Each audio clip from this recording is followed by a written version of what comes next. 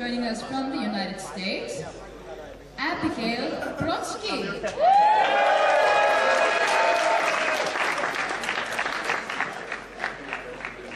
Music, thank you. Judges, you ready? Hi, my name is Brodsky, and I am a professional yo-yoer.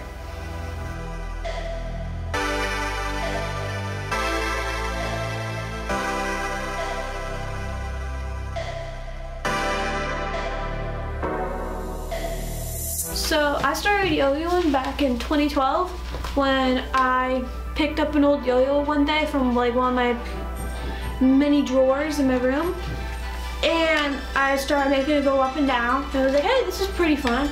So I ended up looking up for some other tutorials on the internet, and so I just started learning.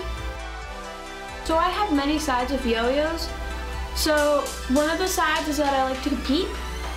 I have competed at the Virginia State Yo-Yo Contest since 2013 all the way up till 2015 or 2016. Up until 2016, I was the only girl that competed at the Virginia State Yo-Yo Contest out of like 80 or so guys. When I first started to compete, I found this really intimidating, but you get used to it. You realize everybody there is there to have a good time. In fact, when I competed in 2017 at the World Yo-Yo Contest in Iceland, I was one of 12 girls to compete out of like 300 to 400 guys. When I competed at the World Yo-Yo Contest, it was easily the most terrifying and exciting experience at the same time.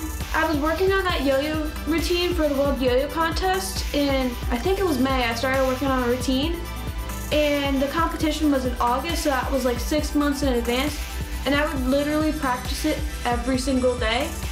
And sometimes I would practice so much that my fingers would be raw. I also like to make yo-yo videos. So after weeks of begging my dad for a YouTube channel, I finally got one, so I started making videos. The first videos I started making weren't very good.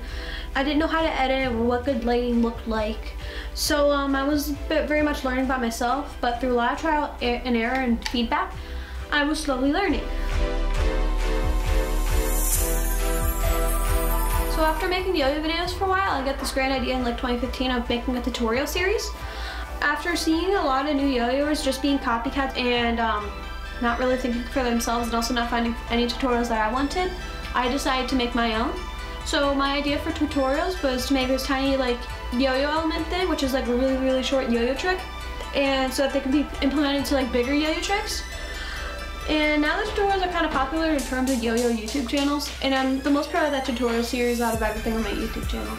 Now I make like a yo-yo tutorial once a month, and sometimes more if I feel like it.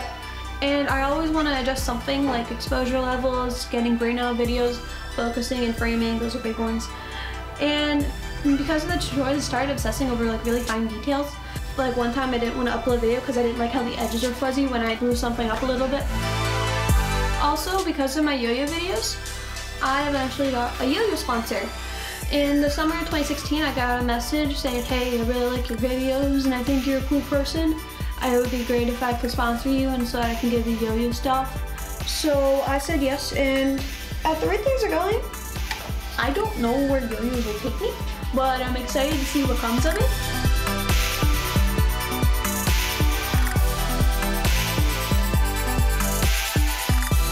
So, yeah.